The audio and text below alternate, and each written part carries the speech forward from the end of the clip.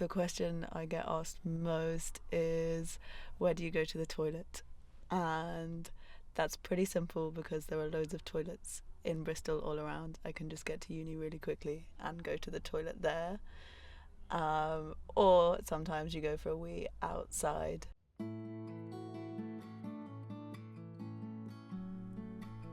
I love parking on St Andrew's Park. Often you'll get people that wander past, they'll look in, and if I pretend like I've not seen them, they actually just look like they're really interested in what's inside.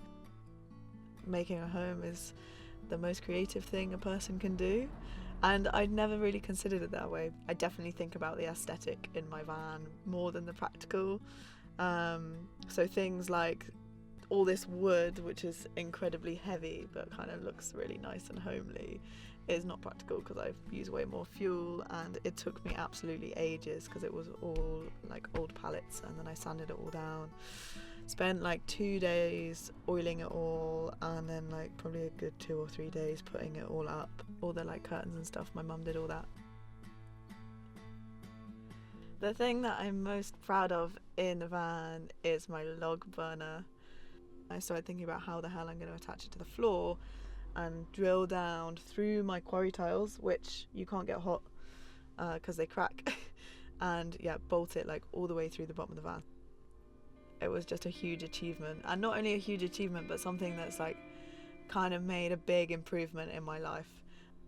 I don't mind being cold too much, but most people don't like being very cold, and you can't really have friends around if your house is freezing cold, because when people are cold they're like just not having fun. So after putting the log burner in, I can ask people around and we can have a cozy dinner, have the fire on.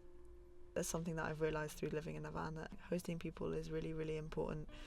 Being hospitable is a spiritual and homely skill that like needs to be really practiced. You don't want to be sitting in the van by yourself, so you maybe connect with a friend that you wouldn't have before. You just give them a call, and sometimes that friend is busy, and then you call another friend and they'll probably say yes.